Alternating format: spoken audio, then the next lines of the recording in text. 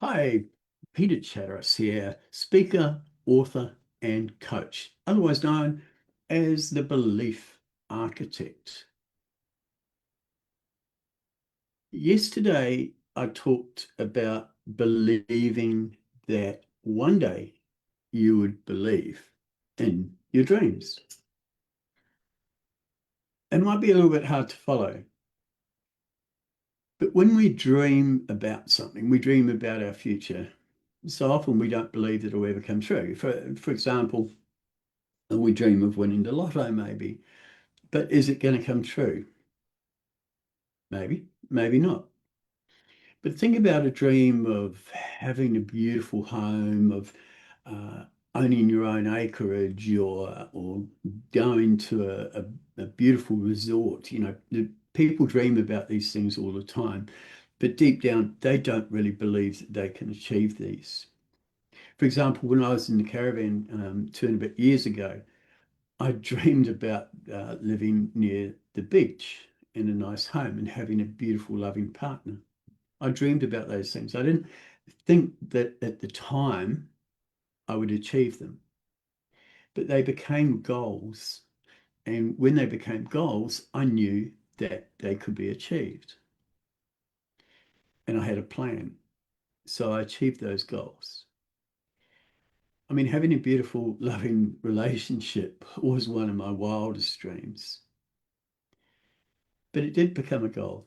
It became something that I believed that I could achieve. It's something that I deserved.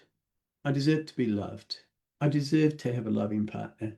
And I've got the most loving, beautiful partner I have ever met, I have ever had. So how did I do it? When I wrote my dreams, I made sure that I put them on every surface of the caravan that I had. I taped them everywhere on the ceiling, on the walls, in front of my computer. I wrote them down. Beside where I was sleeping, I had a whiteboard and I continued to write them every single day. I write my dreams now. And the more that I read them, the more ingrained in me that they became. The other thing I did was to record them.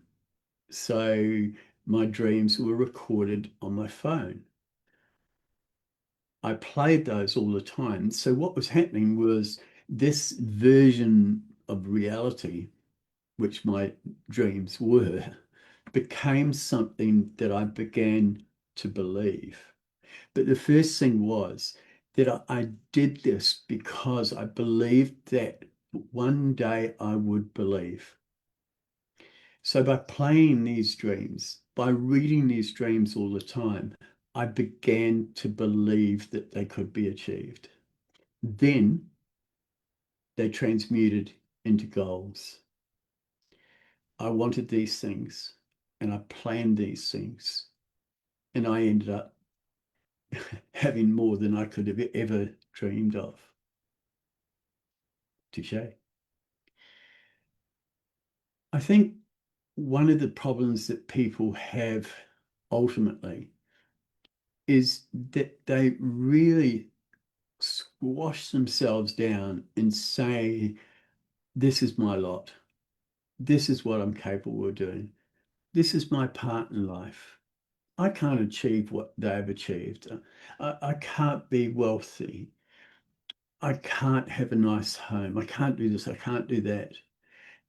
They might not realize that consciously, but subconsciously, that's what they're telling themselves. And if they keep on telling themselves that either consciously or subconsciously, then they won't achieve it. By writing your dreams down, reading them all the time, playing them after you've recorded them, you start to believe it. Once you start to believe that you're capable of reaching your goals or dreams, you can achieve it. But you've got to immerse yourself in these dreams, immerse yourself in the reality that you're talking about in these dreams. Because the more time it plays, the more time you read it, the more it will seep into your subconscious mind. And that therein lies the power. Your subconscious mind is arguably 4 to 5 times greater or more powerful than your conscious mind. There's been a lot of debate about that.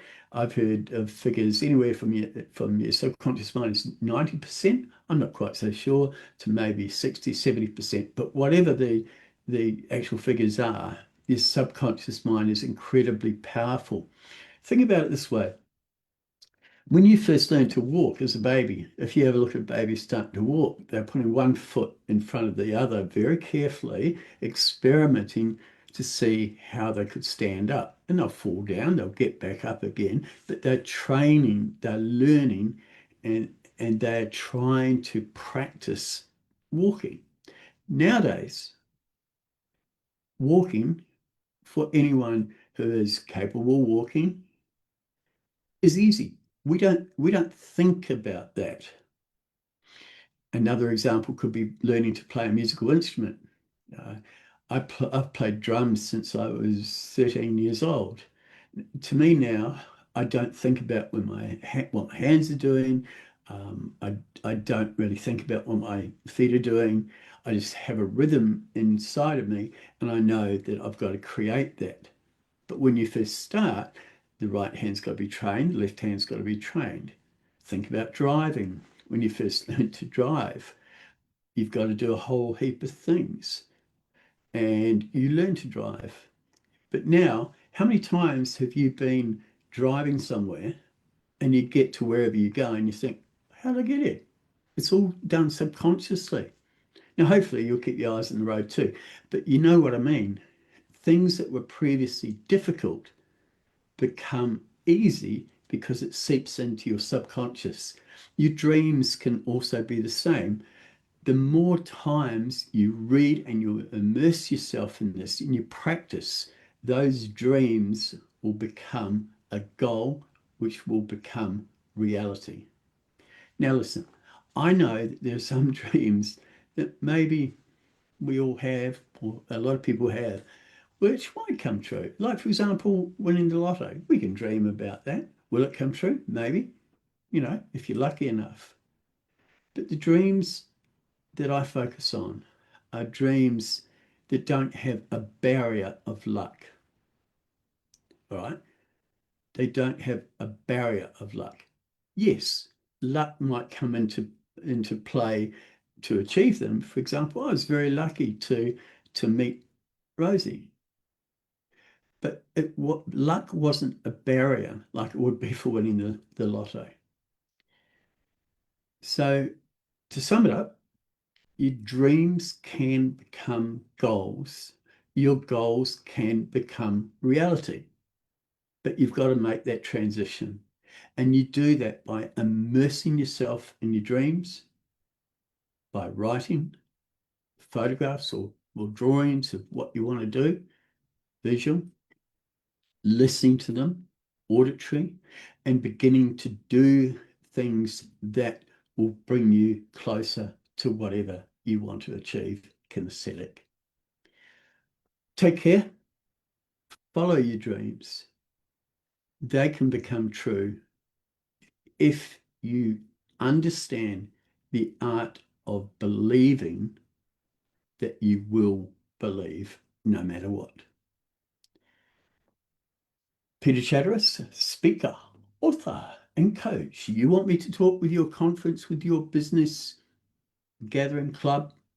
027 663 0765, 027 663 0765, or pete@peterchatteris.com, pete@peterchatteris.com.